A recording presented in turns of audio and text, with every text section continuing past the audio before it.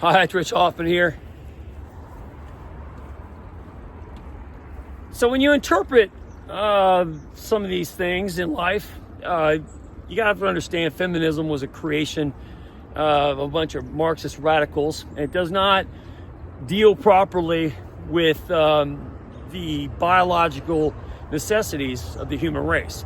So when we talk about big things on a psychological level, political maneuvers of woke politics do not do you justice in understanding the situation. So to openly discuss a major problem such as why does evil come into the world? Why do we have evil in the world? And again, I've had extensive conversations with people. It gets the holiday season, 2024, and it always provokes Bible stories. You know, 3 wise men, Jesus. Why do we have Christmas trees? What's the spiritual alignment? What's the original pagan holidays and how they wrap around Christianity? Provokes a lot of discussion when smart people get together around the holidays and talk. And I had a recent conversation about the nature of how evil was born in the world, and I went on one of my, hour-long talks, and I kind of think messed some people up pretty good, but it's okay. And I think I'll share it here for the same effect with a larger audience because I think a lot of people found it interesting. How does evil come into the world? Well, again, the Bible, the Garden of Eden, Eve ate from the apple. Adam followed the woman because he wanted to make the woman happy because that's his access to sex, essentially. And so he does what the woman told him, and she, was seduced by the serpent. And, the rest is history. Of course, we know how that goes. And when God tried to confront Adam on why he did it, he blamed Eve. She made me do it. I did it because of her. Didn't take responsibility for himself. And that's kind of a psychological metaphor for how evil works in the world. It comes through women, men trying to appease the women, don't stand up to it, and you end up banished from the garden because you're not qualified to live in it. So the Bible is full of these stories of how evil comes into the world through women. And it's not that women are bad. Women, and I think God finds himself frustrated by, throughout the Bible, if you read it carefully, God's frustrated all the time. Why is civilization failing so much? Why don't you just listen to what I'm telling you? It's what God's saying. God who created the universe is having a hard time understanding why I gave you some rules, just listen to them and you'll be fine. And people keep failing. And so it goes back to the biological nature of humans and when they were created and when Eve was created from the rib of Adam, what occurred, why, and what's wrong with them, everybody. And it comes down to women are the weaker sex, and women in the world, being the ones that give birth, are always a little bit insecure of the monsters that are out there in the world. So women are naturally kind of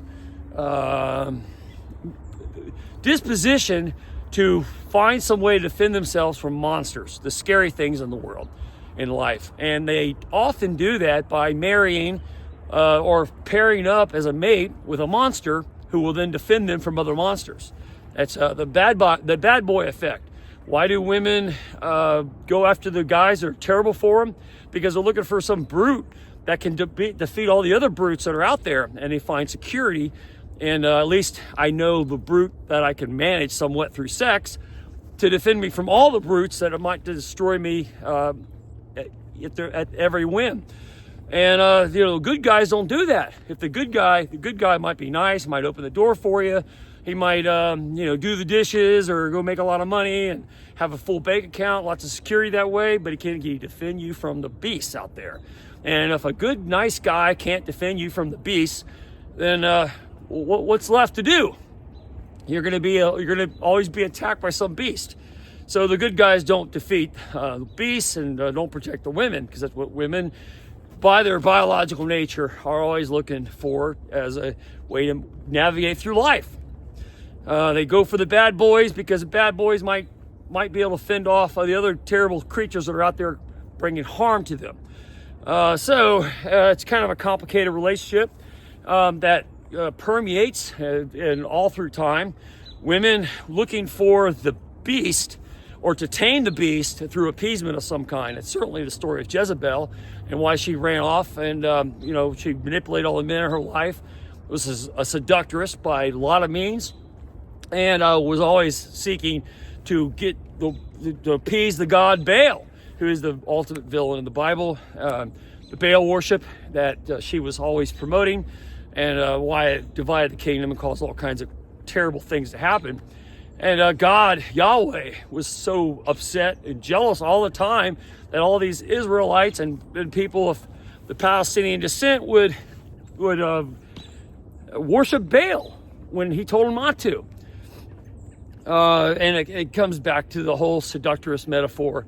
Even Mary Magdalene and the 7 demons that possessed her, that were residing within her, and she found solace in Jesus Christ, who was able to drive them away. Just like any good guy that comes into a woman's life that has a lot of terrible creatures dominating after her, whether they're spiritual or physical. Of course, a good guy might be great for a little bit, but then they get bored with them because they're too nice. And I think in Mary Magdalene's case, it was a benefit for her that Jesus Christ was crucified because it allowed her to remove herself from that cycle of divine appeasement, to try and appease these beasts with the spirit that Jesus left without getting bored because he didn't cut the grass quite right, without having to maintain a 10 or 15, 20-year relationship in a marriage with a person that was just too nice.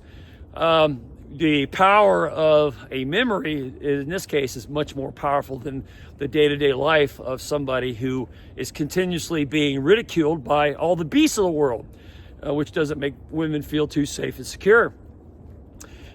So when you study how men, like in the case of Solomon, and how he fell for all his wives, always wanted to worship all these strong deities because he wasn't strong enough. Even with all his power and wealth and his relationship with Yahweh, he couldn't appease them, make them happy and feel safe, because there were all these other beasts in the world, and to have safety from them, they tried to appeal to these other deities such as Baal and Moloch, Marduk, Ishtar, and he had wives from all over the world, really, and they were all worshiping their own deities because they sought solace in those strong characters that he couldn't give them, even with all the power and wealth that he had. So there's a perpetual insecurity that goes on, and men trying to appeal to such women constantly, and their need for safety and security are always finding themselves tempted towards corruption. Of course, Yahweh is mad at Solomon for his disobedience, and what you essentially had was a jealous deity, jealous king, jealous people, jealous husbands who just never can walk that fine line between being the good guy and a little bit of the bad guy, so you could fend off all the terrible beasts that are out there that could scare a woman into sin and debauchery. Why did Eve eat the apple? Why did she bite from the apple? Well, the snake told her to. Why was the snake appealing? Why was she listening to Adam? Why wasn't she listening to Yahweh? Because here was a beast, and she sought, because of her own fears, she sought to appease it. And it goes back to, women being designed as a weaker sex. We're not talking about woke politics here, where men and women, transsexuals can all compete in the same sports and all this stuff. We have to admit to ourselves that women have, they might have great intellectual capability, but they were born in a physical world in nature to be passive and receptive, and they have to navigate and manipulate their way around because they don't have physical strength. They have to use intellect and manipulation to do so. And, if God wants to be mad at himself for making women that way, to serve man, to serve Adam, coming straight from his rib, well, then, maybe he's looking at himself saying, right, maybe I should have made women differently. Maybe they should have come out more powerful, stronger. not to just serve man, but because they were born in a passive state and their creation genetically makes them have to appease the world around them, well, then they're always going to look for a beast that can protect them from other beasts and make an affiliation and use their sexual powers to manipulate the situation for their own safety and security.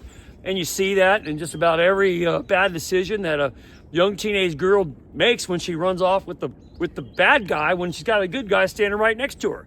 And the good guy might be, he might not curse, he might not smoke or drink, he might have a good job, but he's boring. He might be great for all the things that a woman wants in all other ways. But when the beast come knocking on your door, what's he gonna do? Is he gonna hand over the keys and say, well, take it? I'm not gonna fight you. They're looking for someone who's gonna fight off the beast. So everybody wants a good guy, but everybody also wants a bad guy. They want someone who will fight the other beasts out there and give them protection from any incursion that might come. And so in that process, you end up with great evil unleashed in the world, because safety and security necessitates embracing a little bit of evil in order to fight off all the other evil that's out there. And it's the wrong approach. It's the wrong way to go. And it's why there's so much evil in the world. And the Bible struggles with it. And Yahweh struggles with it throughout the entire Bible. Why all these Israelites were tempted to all these dark spirits and dark entities and wouldn't follow the Ten Commandments and listen to what Yahweh told them. This really comes down to fear and trying to appease forces of nature that they thought were scary and horrible. And their lack of trust in themselves, to trust that what Yahweh was saying was what you're supposed to be doing. Their fear kept them from doing it. So they sought out ways to appeal to all the beasts and terrors that are out there, just the same way that a pretty young girl in her teenage years looks for the bad boy when she's got a good boy that might treat her very well. She looks for the bad boy who's smoking too much, smoking cigarettes and is covered in tattoos and doing all kinds of bad stuff, because maybe he's the beast that she can tame through sexuality to give her protection from all the other much more serious beasts that are out there. She has her own beast, Beauty and the Beast. Why is that such a popular story? Because it appeals to what every young woman feels, most young women feel, about how they can tame their own beast in order to protect themselves from the dangerous world. And the good guys just aren't good enough to do it. So in the process of all that, and the good guys trying to appeal to such fears in the women in their lives and trying to keep them from running out the door to some terrible monstrous spirit that's out there, they're willing to commit lots of crimes and laws in order to keep their women so they can have some sort of sexual protocol. And with those women, they have to become a little bad themselves in order to keep them from leaving all the time. And that's how you end up with so much perpetual evil in the world. And we don't really have a political system that's been willing to admit to it or talk about it out in the open, but maybe we should.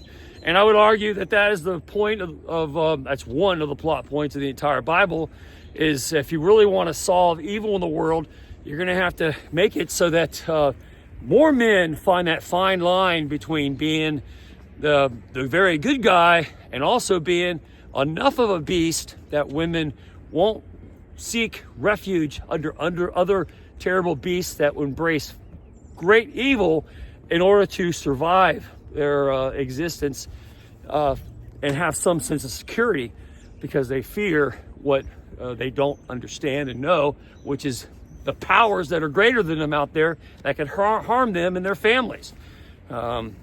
It's a perpetual cycle that I think is at the root of most evil in the world, and the way to solve it is to create more men who know how to walk that fine line so women can feel secure in the process and raise their families in safety, or at least a sense of it. Anyways, Rich Hoffman here. Share, subscribe, make tomorrow a better day. If you ever read my book, The Gunfighter's Guide to Business, I think you'll love it. Anyway, have a good day. See you later.